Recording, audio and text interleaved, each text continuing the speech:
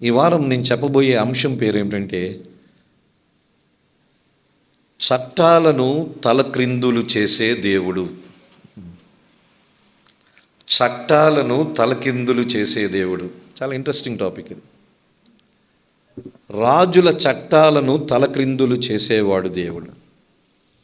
ఈ లోకపు రాజులు చట్టాలు చేస్తారు, ఈ లోకపు రాజులు శాసనములు చేస్తారు. కానీ మన దేవుడు ఈ రాజులకు రాజు, లోకపు శాసనములను చట్టాలను తిరగరాసేవాడు.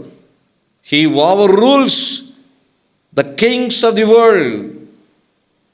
ఈ లోకపు రాజులను ఓవర్ రూల్ చేసేవాడు.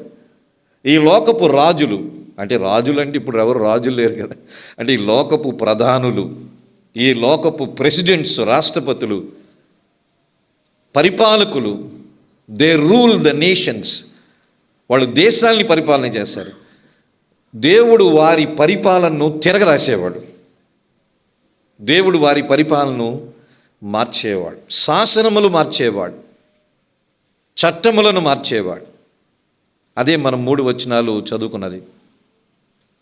ఆయన పరలోక సేన ఎడలను భూనివాసుల ఎడలను తన చిత్తము చొప్పున జరిగించేవాడు. దానియేలు 5:35 ప్రకారం ఆయన చెయ్యి పట్టుకొని, నీవెందుకు ఇది చేస్తున్నావని అడగగలగ సామర్థ్యం ఈ ప్రపంచంలో ఎవరికీ లేదు. దేవుణ్ణి ప్రశ్నించే హక్కు, దేవుణ్ణి ప్రశ్నించే సామర్థ్యము ఈ ప్రపంచంలో ఎవరికీ లేదు. అదే మత్తయి సువార్త 28:18 చూసాం. యేసు ప్రభు పరలోకానికి ఆరోహణం అయిపోక ముందు తన శిష్యులను పిలిపించి అంటున్నాడు, ఇదిగో పరలోక రాజ్యమునందు భూమి మీదను నాకు సర్వాధికారము ఇయ్యబడింది. I was given authority over heavens and the earth. Therefore you go. పరలోకమందును భూమి మీదను నాకు సర్వాధికారం ఇవ్వబడింది. అధికారం కాదు, సర్వాధికారం. All authority is given in heavens on the earth. పరలోకములో భూమి మీద సర్వాధికారం ఇవ్వబడింది. అందుకని మీరు వెళ్ళండి, సువార్త ప్రకటించండి. అందుకని దేవుడు సర్వాధికారము గలవాడు, పరలోకములోనూ సర్వాధికారం కలిగినవాడు, భూమి మీదను సర్వాధికారం గలవాడు.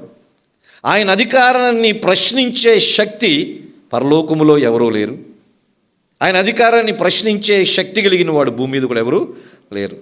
భూమి మీద మనకు అనిపించవచ్చు, దేవునికి వ్యతిరేకంగా వీళ్ళు పరిపాలన చేస్తున్నారు, క్రైస్తవులకు వ్యతిరేకంగా వీళ్ళు చట్టాలు తీసుకొస్తున్నారు, సంఘాలకు వ్యతిరేకంగా వీళ్ళు ప్రచారం చేస్తున్నారు అని మనకు అనిపించవచ్చు.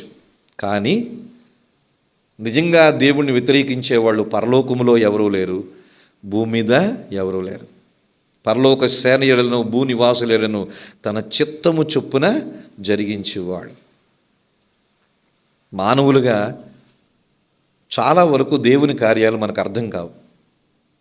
మనం అనుకుంటాం ఈ పరిపాలకులు, ఈ పాలకులు ఏంటో క్రైస్తవ్యానికి, యేసు ప్రభుకి విరుద్ధంగా ఉన్నారు అని. కానీ మనకు అలాగ అనిపిస్తుంది. కానీ ఎవరు ఆయనకు విరుద్ధంగా ఏ పని చేయరు. దేవుడు అనుమతించకపోతే, దేవుడు పర్మిషన్ ఇవ్వకపోతే ఏ పాలకుడు, ఏ నాయకుడు, ఏ దేశాధినేత ఏది ఆయనకు వ్యతిరేకంగా చెయ్యలేరు. దేవుని అనుమతితోనే వాళ్ళు ఏదైనా చేస్తారు. అయితే మన దృష్టిలో అనిపించవచ్చు, వీళ్ళు క్రైస్తవ ద్వేషులు, వీళ్ళు యేసు ప్రభుని వ్యతిరేకించే వాళ్ళని మనకు అనిపించవచ్చు. కానీ వాస్తవానికి ఎవరూ దేవుణ్ణి వ్యతిరేకించలేరు. ఎందుకంటే ఆయనే సర్వాధికారము గలవాడు. బైబిల్ గ్రంథంలో మనం చూసినట్లయితే దేవుడు చట్టాలని తిరగరాశాడు. ఎస్తేరు గ్రంథములోంచి నేను చూపిస్తాను, దానియేలు గ్రంథములోంచి చూపిస్తాను. He overrules the decrease of man అంటాం. డిక్రీస్ అంటే శాసనములు. మనుష్యులు చేసిన శాసనాల్ని, చట్టాలని దేవుడు తిరగరాశాడు. అయితే దేవుడు తిరగరాయడానికి ఆ రోజున ఆయన ప్రజలు ఏం చేశారో మనం నేర్చుకుందాం. ఈ రోజున దేవుడు మన ప్రపంచ చట్టాలని, మన దేశ చట్టాలని ఆయన తిరగరాయాలంటే ఆయన ప్రజలమైన మనము ఏం చేయాలో మనం తెలుసుకుందాం. ఆ రోజున ఆయన ప్రజలు ఏం చేశారు దేవుడు తిరగరాయడానికి? మనం కూడా ఆయన ప్రజలుగా ఏం చేయాలి, దేవుడు ఈ చట్టాలని ఈ రూల్స్ని తిరగరాయడానికి అది నేర్చుకోవాలి. చూడండి, ఎస్తేరు గ్రంథము 3వ అధ్యాయము 3వ అధ్యాయము 12-13 వచనాలని చదువుతున్నాను నేనే. ఎస్తేరు గ్రంథం 3వ అధ్యాయం 12-13 వచనాలు. మొదటి నెల 13వ దినమందు రాజు యొక్క వ్రాతగాండ్రు పిలువబడి హామాను ఆజ్ఞాపించిన ప్రకారం అంతయు ఆయా సంస్థానముల మీద ఉంచబడిన రాజు యొక్క అధిపతులకును అధికారులకును, ఆయా సంస్థానముల్లోని జనముల మీద నుంచబడిన అధిపతులకును అధికారులకును వారి వారి లిపిని బట్టి వారి ఆయా జనముల భాషను బట్టి రాజైన అహష్వేరోషు పేరిట ఆ వ్రాతగాండ్ర చేత తాకీదులు వ్రాయింపబడి రాజు ఉంగరము చేత ముద్రింపబడెను. ఆదారు అను 12వ నెల 13వ దినమందు యవనులేమి, వృద్ధులనేమి, శిశువులనేమి, స్త్రీలనేమి, యూదులనందరినీ ఒక్క దినమందే బొత్తిగా నిర్మూలన చేసి వారి సొమ్ము కొల్లపుచ్చుకొమ్మని తాకీదులు అంచె వారి చేత రాజ్య సంస్థానములన్నిటికీ పంపబడెను. ఎస్తేరు గ్రంథంలో ఇదొక జరిగిన సంఘటన. అప్పుడు రాజు అహష్వేరోషు అనే రాజు, పారసీక దేశపు రాజు. ఈ రాజు మంచి రాజే. ఈ రాజు ఎస్తేరుని వివాహం చేసుకున్నాడు. అయితే రాజ్యములో హామాను అనేవాడు ఉన్నాడు. అతడు యూదులకు శత్రువు. అతడు అగాగీయుడు అని చెప్పబడింది. అగాగీయుడు అంటే అమాలేకీయుడు. అమాలేకీయుడు అంటే సౌలు చంపకుండా విడిచిపెట్టిన అమాలేకీయుల సంతానానికి సంబంధించినవాడు. 1 సమూయేలు గ్రంథం 15వ అధ్యాయంలో మనం చూస్తాం. 1 సమూయేలు గ్రంథం 15వ అధ్యాయంలో మీరు చూస్తే అగాగు అని ఆ అమాలేకీయులు రాజు ఉంటాడు. ఆ రాజును ఆ రోజున సమూయేలు సంహరించలేదు, సౌలు సంహరించలేదు, విడిచిపెట్టాడు. అయితే తర్వాత సౌలుకి సమూయేలుకి మధ్య కొంత సంభాషణ జరిగి ఆ అగాగు అనే రాజుని సమూయేలు తీసుకురమ్మన్నాడు. తీసుకొచ్చాడు. సమూయేలు కత్తి తీసుకున్నాడు. అగాగు రాజుని ముక్కలుగా కైమా చేసి చంపేశాడు. ఎందుకంటే అతడు అమాలేకీయుడు. అమాలేకీయులు ఇజ్రాయేలు ప్రజలకు శత్రువులు. ఇజ్రాయేలు ప్రజలు ఐగుప్తు నుంచి బయటికి వచ్చిన వెంటనే వాళ్ళు ఎదుర్కొన్న మొట్టమొదటి శత్రువు ఎవరంటే అమాలేకీయులు. ఐగుప్తీయులు వారి శత్రువులే. కానీ ఐగుప్తు నుంచి బయటకు వచ్చిన వెంటనే వాళ్ళు ఎదుర్కొన్న ఫస్ట్ ఎనిమి ఎవరంటే అమాలేకీయులు. అందుకని అమాలేకీయుల్ని సర్వనాశనము చేయాలి, నిర్మూలము చేయాలని దేవుడు ఆజ్ఞ ఇచ్చాడు. కానీ సౌలు అమాలేకీయుల్ని అందరినీ సంహరించలేదు, కొంతమందిని బ్రతక ఉంచాడు. దేవుడు ఆ రోజున దాన్ని ఇష్టపడలేదు. అందుకని హామాను అనేవాడు యూదుల శత్రువు. ఈ హామాను ఎవరంటే అమాలేకీయుడు. బహుశా అగాగు రాజు వంశములోంచి వచ్చినవాడు. ఈ హామాన్ అనేవాడు ఈ పారసీక దేశంలో ఉన్నాడు. ఎస్తేరు ఉన్న దేశంలోనే ఉన్నాడు. యూదుల మీద కుట్ర పన్నాడు. 12వ నెల అంటే డిసెంబర్ నెల 13వ తారీఖు ఆ ప్రపంచం, ఆ దేశంలో ఉన్న యూదులందరినీ ఒకే రోజు స్త్రీలని, పురుషులని, పిల్లల్ని, పశువులను ఒకే రోజు అందరినీ హతమార్చాలి. అంతేకాదు వారి ఆస్తులు జప్తు చేసుకోవాలి, కొల్లగొట్టాలి. దీని ఒక శాసనం వచ్చింది. ఈ శాసనానికి ముద్ర వేసింది ఎవరంటే అహష్వేరోషు రాజే. ఎవరి రాజు అయితే ఎస్తేరుని వివాహం చేసుకున్నాడో ఆ రాజే ఇటువంటి శాసనాన్ని ముద్ర వేశాడు. ఎందుకంటే ఎస్తేరు యూదురాలనే విషయం అహష్వేరోషుకి తెలియదు. ఈ హామాన్ అనేవాడు యూదులకి వ్యతిరేకంగా శత్రుత్వం కలిగి యూదులందరినీ సర్వనాశనము చేయాలని తన నేపథ్యాన్ని బట్టి ఒక ప్లాన్ వేశాడనే విషయం అహష్వేరోషుకి తెలియదు. అహష్వేరోషు ఒక అమాయకుడిగా ఉన్నాడు. ఏదోలే వాడు చేస్తున్నాడని అనుమతి ఇచ్చాడు, ముద్ర వేశాడు. ఆ పారసీక దేశమంతా చాటింపు అయిపోయింది. నెలలు గడుస్తున్నాయి. నిజంగా ఆ రోజున హామాను పన్నిన పన్నాంగం నెరవేరితే ఈ రోజున ప్రపంచంలో ఇజ్రాయేల్ దేశం అనేది ఉండేదే కాదు. ఇజ్రాయేలు దేశం అనేది ఉనికిలో ఉండేదే కాదు. కానీ దేవుడు ఎక్కడికక్కడ తన ప్రజలు నశించిపోకుండా ఉండడానికి దేవుడు విమోచకులను పెట్టాడు. ఆ రోజున మొర్దెకైని దేవుడు పెట్టాడు. ఈ సమాచారం మొర్దెకై విన్నాడు. అమ్మో, యూదులందరినీ ఒకే రోజున పూర్తిగా నిర్మూలన చేయాలని ఈ హామాను పన్నాగం పన్నాడు అని రాజు కోటలో ఉన్న ఎస్తేరుకి సమాచారం పంపించాడు. ఎస్తేరు అంది, ఈ విషయాలు నాకేమీ తెలియదండి. నీకు తెలియపోవడం అంటే తెలియదు. అప్పుడు మొర్దెకై, ఇదిగో చట్టం వచ్చింది, ఇదిగో చట్టం యొక్క జెరాక్స్ కాపీని ఎస్తేరుకి పంపించాడు. 4వ అధ్యాయంలో మీరు చూస్తారు. అది ఎస్తేరు ఆ కాపీ చూసింది. అమ్మో, యూదులందరినీ సర్వనాశనం చేయాలని ఈ హామాను ఒక చట్టాన్ని తీసుకుని వచ్చాడా? ఈ పారసీక దేశపులు రాజ్యం యొక్క చట్టము ఒకసారి చట్టం చేయబడితే రాజు కూడా ఆ చట్టాన్ని ఆపలేడు. చాలా పవర్ఫుల్. ఏం చెయ్యాలి? రాజు నన్ను పిలవలేదు, రాజు పిలవకుండా రాజు దగ్గరికి వెళ్తే నేను చంపబడతాను. అప్పుడు మొర్దెకై అంటాడు, నువ్వు కోటలో ఉన్నంత మాత్రం నువ్వు క్షేమంగా ఏమీ ఉండవు. దేవుడు సహాయాన్ని ఇంకో దిక్కు నుంచి తెప్పించగలడు. నువ్వు మౌనంగా ఉండకూడదని అంటాడు. అప్పుడు ఎస్తేరు ఒక మాట అంటుంది, చూడండి, ఇది చాలా ముఖ్యమైనది. దేవుడు చట్టాలని తిరగరాయాలంటే ఎస్తేరు అన్న మాటలు మనం చాలా జాగ్రత్తగా అర్థం చేసుకోవాలి. 4వ అధ్యాయము 16-17 వచనాలు నేనే చదువుతున్నాను. నీవు పోయి షూషను నందు కనబడిన యూదులందరినీ సమాజ మందిరమునకు సమకూర్చి నా నిమిత్తం ఉపవాసం ఉండి 3 దినములు అన్నపానములు చెయ్యకుండుడి. నేనును నా పనికత్తెలు కూడా ఉపవాసం ఉందుము. ప్రవేశించుట న్యాయ వ్యతిరిక్తముగా ఉన్నను. నేను రాజునొద్దకు ప్రవేశించుదును. నేను నశించెదను.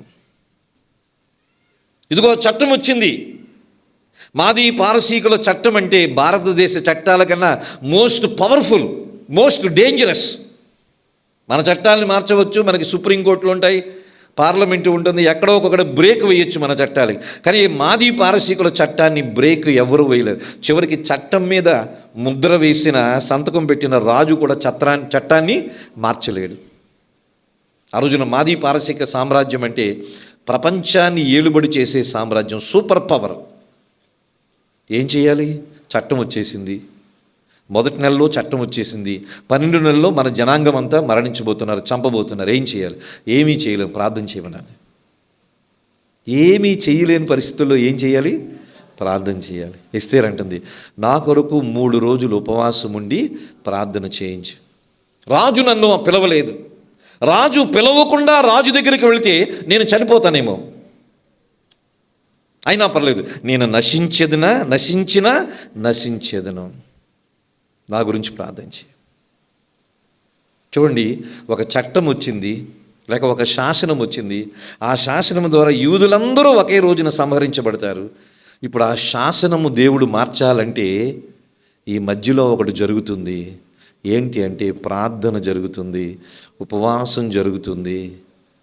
అంతేకాదు, ఇంకేం జరుగుతుందంటే ఒకరు దాని కొరకు త్యాగం చేయడానికి సిద్ధపడ్డారు. ఎవరు వాళ్ళు? ఎస్తేరు. దేవుడు చట్టాలు మార్చేవాడు. అయితే చట్టాలు మార్చడానికి దేవుడు కొంతమంది జీవితాల్ని వాడుకుంటాడు. ఆ రోజున ఎస్తేరును అందరూ శోషణ కోటలో కానీ ఆ పారసీక దేశములందరూ కూడా 3 రోజులు ఉపవాసం ఉన్నారు. ఎస్తేరు గురించి ప్రార్థన చేస్తున్నారు, హామాను గురించి ప్రార్థన చేస్తున్నారు, రాబోయే భయంకరమైన నాశనం గురించి ప్రార్థన చేస్తున్నారు. ప్రభా, మా హామాను వచ్చాడు, వాడు యూదులకు శత్రువు, వాడు మమ్మల్ని అందరినీ ఒకే రోజు నిర్మించాలనుకుంటున్నాడు, నువ్వే మాకు దిక్కు అని అందరూ ఏం చేశారు? ప్రార్థన చేశారు. సోషల్ మీడియాలో పోస్టులు పెట్టలేదు. ఈరోజు నిజంగా ఎవరైనా క్రైస్తవులకి, యేసు ప్రభుకి విరుద్ధంగా చట్టాలు చేస్తే ఈరోజున క్రైస్తవ్యం ఏం చేస్తుందంటే పోస్టులు పెడుతున్నారు. వాళ్ళకు వ్యతిరేకంగా పోస్టులు పెడుతున్నారు. అది తప్పు. పోస్టులు పెడితే వాళ్ళు ఏం మారరు. పోస్టుల కన్నా పవర్ఫుల్ ప్రార్థన. పోస్టుల కన్నా పవర్ఫుల్ ప్రార్థన. మనం ధర్నాలు చేస్తే ఏది మారదు, ప్రొసెషన్లు చేస్తే ఏవి. ఆ మధ్యన మణిపూర్లో జరిగిన సంఘటన కొరకు దేశంలో ప్రతి ఊర్లో ప్రొసెషన్లు చేశారు, ఒక నుంచి ఇంకో దగ్గరికి ఏదో నడిచారు. ఏం జరిగింది? ఏమీ జరగలేదు. మణిపూర్లో మారణ హోమం ఆగిందా? ఆగలేదు. కానీ అదే తాడేపల్లిగూడెం అంతా, అదే భారతదేశం అంతా ఉపవాసాలు చేశారు. ఒక రోజు నిర్ణయించి అందరూ క్రైస్తవులందరూ ఉపవాసం ఉండి ప్రార్థన చేస్తే చట్టాలు, కొత్త చట్టాలు వచ్చాయి. ప్రొసిషన్స్ చేయడం ద్వారా, ధర్నాలు చేయడం ద్వారా, ప్రభుత్వానికి వ్యతిరేకంగా నినాదములు చేయడం ద్వారా ఏది జరగదు. ఆ రోజున యూదులందరూ ఒకే దినాన సర్వనాశనం చేయాలని ఒక భయంకరమైన పారసీక దేశము అంటే ఆ రాజులు చాలా పవర్ఫుల్. మన భారతదేశ రాజుల కన్నా, ప్రధానుల కన్నా చాలా పవర్ఫుల్. ఈ రోజుల్లో అంత పవర్ఫుల్ రాజులు ఎవరు లేరు ప్రపంచంలో. పారసీక దేశపు రాజులు కానీ, బబులోను రాజులు కానీ, రోమా చక్రవర్తులు కానీ ఆ ప్రపంచంలో చాలా పవర్ఫుల్. వాళ్ళు చట్టం చేశారంటే దాన్ని వ్యతిరేకించే వాళ్ళు ప్రపంచంలో ఎవరు ఉండరు. అంత కిరాతకమైన పరిపాలన, కిరాతకమైన చట్టాలు ఆ రోజుల్లో ఉండేవి. మన చట్టాలు అంత కిరాతకమైనవి ఏమీ కాదు. మన రాజులు అహష్వరోషు లాంటి వారు కాదు, మన రాజులు నెబ్కద్నెజరు లాంటి వాళ్ళు కాదు, మన రాజులు దర్యావేషు లాంటి వాళ్ళు కూడా కాదు. తర్వాత మనం చూస్తాం. అందుకని చట్టం చేయబడింది సర్వనాశనం చేయాలని. కానీ ఒక రాణి, ఒక యూదురాలు ప్రార్థన కోరింది, ఉపవాసం కోరింది. అంతేకాదు తను తాను త్యాగం చేయడానికి సిద్ధపడి నశించదం. దేవుడు చట్టాన్ని తిరగరాశాడు.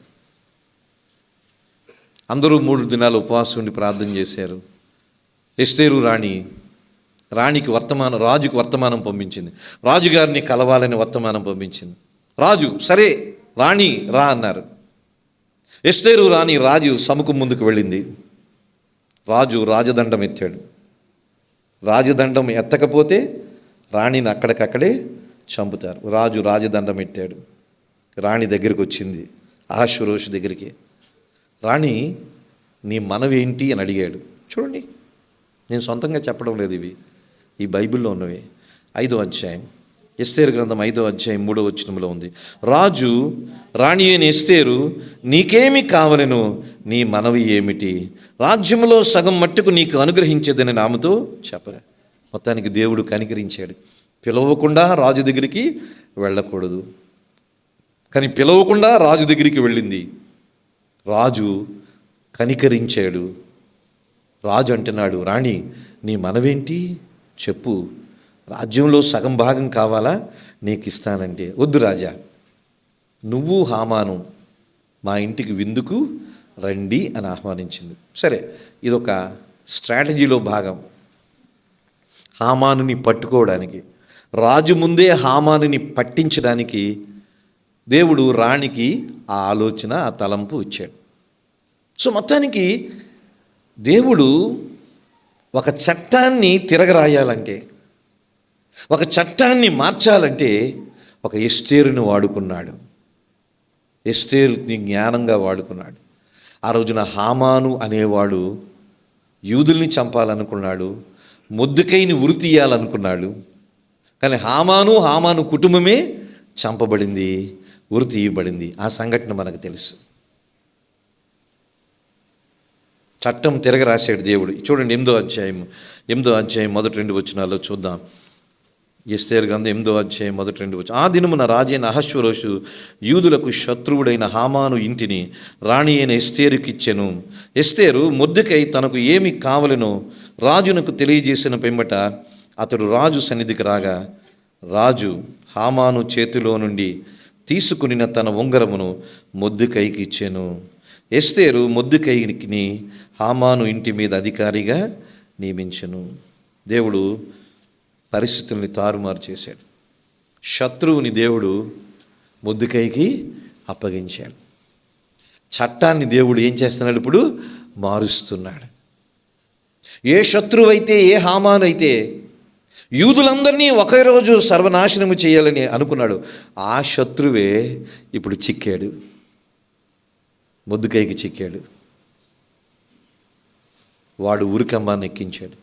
దేవుడు తారుమారు చేశాడు. ఎందుకు ఇలా తారుమారైంది?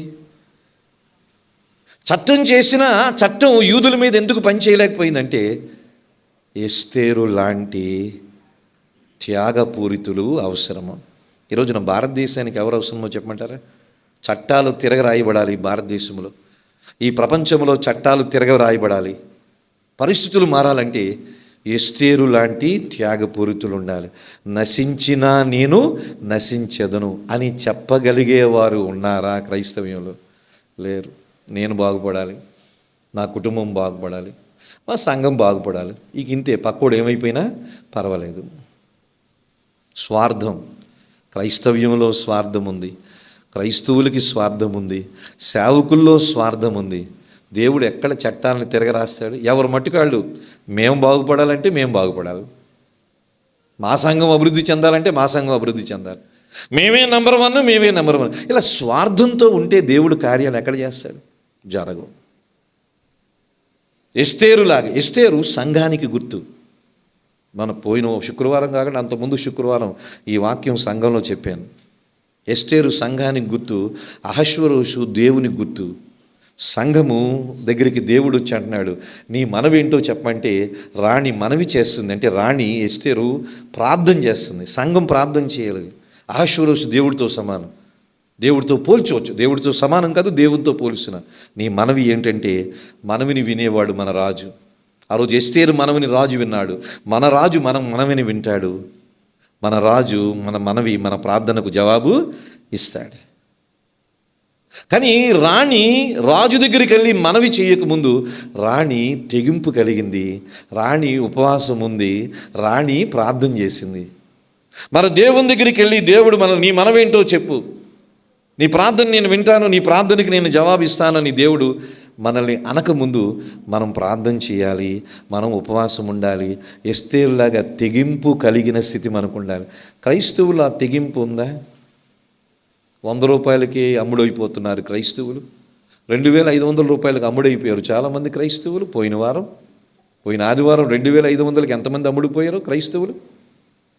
2500కు అమ్ముడైపోయిన ఈ క్రైస్తవులు దేవుని కొరకు నేను నశించినా నశించదని అనగలరు ఎవరైనా? ఎవరంటారు? 1000 రూపాయలకి 1500కి అమ్ముడైపోయిన ఈ క్రైస్తవ్యము, 1000 రూపాయలకి 1500కి అమ్ముడైపోయిన ఈ సేవకులు దేవుని కొరకు ఏమైనా చేయగలరా? Never. They cannot do anything for God. దేవుడు కూడా వారి ద్వారా ఏమీ చేయలేడు. ఎందుకంటే ఈ క్రైస్తవ్యం అమ్ముడుకుపోయింది, డబ్బుకు అమ్ముడుకుపోయింది, అధికారానికి అమ్ముడుకుపోయింది, భోగానికి అమ్ముడుకుపోయింది. డబ్బు కొరకే ఉన్నారు క్రైస్తవ్యంలో ఎక్కువ మంది, అమ్ముడుకుపోతున్నారు. ఆ రోజు ఎస్తేరు అంది, నేను నశించినా నశించేదనంది. ఈరోజు ఎంతమంది అనగలం?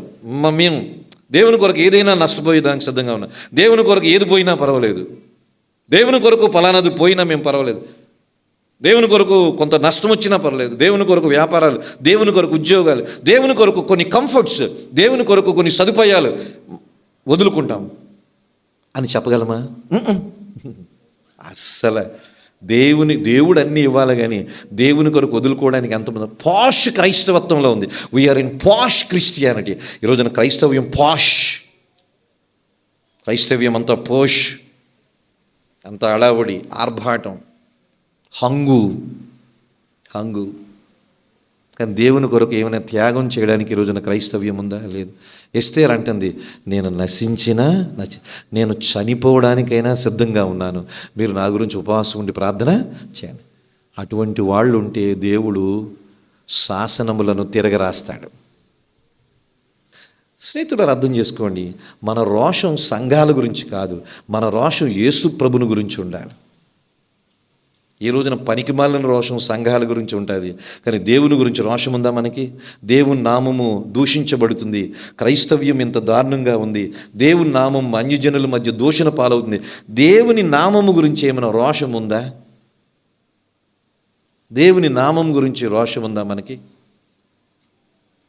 మన రోషాలంతా మన సెల్ఫిష్ యాంబిషన్స్, సెల్ఫ్ కొరకే రోషం. మనకేమైనా నష్టం వస్తే రోషం వస్తుంది, కానీ దేవుని నామానికి అవమానం వస్తే మనకి ఏమైనా రోషం వస్తుందా? మరి దేవుడు ఎక్కడ కార్యాలు చేస్తాడు భారతదేశంలో? ఏంటంటే కొంతమంది ఎస్తేరులాగా ఉండాలి, ప్రార్థన చేయాలి, ఉపవాసం ఉండాలి. ఎస్తేరులాగా నేను నశించినా త్యాగపూరితులు అవసరం లేదు. మన రాష్ట్రంలో త్యాగపూర్తులు ఉన్న వాళ్ళు కనబడరు, టీవీలో కనబడరు, వాళ్ళు యూట్యూబ్లో కనబడరు, వాళ్ళు పెద్ద పెద్ద చర్చిల్లో ఉండరు, వాళ్ళు ఎక్కడో మారుమూల ప్రాంతాల్లో ఉంటారు, ఎక్కడో ఎలీషాలాగా కొండల్లో లోయలో ఒకరు బాప్తీసం ఇచ్చే యోహాన్లాగా అడవి తేనె తాగుతూ మిడతలను తింటూ ఆ ఒంటి చర్మంతో చేయబడిన వస్త్రాలను ధరించుకుంటూ కాముగా ఎక్కడో సైలెంట్గా ఉంటారు. వాళ్ళు పబ్లిక్ ఫిగర్లు కాదు, వాళ్ళు ప్రైవేట్ ఫిగర్లు. వీళ్ళు ఎవరూ కనబడరు, ఎక్కడో ఉన్నారు. కాబట్టి కనీసం క్రైస్తవ్యానికి ఈ భద్రత అయినా ఈ రోజుల్లో ఉంది. దేవుడు చట్టాన్ని తిరగరాస్తాడు ఎస్తేరు లాంటి వాళ్ళు ఉంటే. అందుకని ప్రార్థనకి చాలా ప్రాముఖ్యత ఇవ్వాలి, సంఘ ప్రార్థనకి ప్రాముఖ్యత ఇవ్వాలి, వ్యక్తిగత ప్రార్థనకి ప్రాముఖ్యత ఇవ్వాలి. అంతకుముందు వారం నేను చెప్పాను, స్కాట్లాండ్ దేశంలో జాన్ నాక్స్ అనే భక్తుడు ఉండేవాడు. జాన్ నాక్స్ ప్రార్థన చేస్తూ ఉంటేనంట స్కాట్లాండ్ దేశపు రాణి క్వీన్ మేరీ భయపడేదంట. క్వీన్ మేరీ భయపడేదంట. అమ్మో, జాన్ నాక్స్ ప్రార్థన మొదలుపెట్టాడు, నా రాజ్యానికి ఏమైపోతుందో, నా రాజరికానికి ఏమైపోతుందో. ఎందుకంటే queen Mary Roman Catholic, John Knox Protestant, అంటే మన believer. Queen Mary Roman Catholic, ఆయన అంటే పడదు. క్వీన్ మేరీ అంతా యేసు ప్రభుకు వ్యతిరేకంగా చేసేది. జాన్ నాక్స్ దాన్ని ఖండించేవాడు పబ్లిక్గానే, బహిరంగంగానే. తన వర్తమానాల్లో జాన్ నాక్స్ ఖండించేవాడు. అందుకని జాన్ నాక్స్ని చంపడానికి క్వీన్ మేరీ చాలా ప్రయత్నాలు చేసిందంటే, జాన్ నాక్స్ని చంపడానికి. కానీ చివరికి జాన్ నాక్స్ చేసిన ప్రార్థనలే గెలిచాయి, క్వీన్ మేరీయే ఓడిపోయింది. క్వీన్ మేరీ తర్వాత కాలంలో అసాసినేట్ చేయబడింది. అసాసినేషన్ అంటే ఎవరో ఆమెని హత్య చేసి చంపేశారు. ఒక భక్తుడు ప్రార్థన చేస్తే రాణి భయపడింది. భారతదేశంలో సంఘం ప్రార్థన చేస్తే ప్రధానులు భయపడతారు, అధికారులు భయపడతారు, పార్టీలు భయపడితే మన క్రైస్తవ్యం అట్లా అవ్వాలి. మన క్రైస్తవ్యంలో ఎస్తేరు లాంటి వాళ్ళు, మేము నశించినా నశించదము, చేయండి ప్రార్థన, చేయండి ఉపవాసాల నుండి, ఇట్లా చేయగలిగితే దేవుడు చట్టాన్ని తిరగరాస్తాడు. God changes decrees of kings. దేవుడు చట్టాలని తిరగరాసేవాడు. ఎస్తేరు లాంటి వాళ్ళు అవసరం.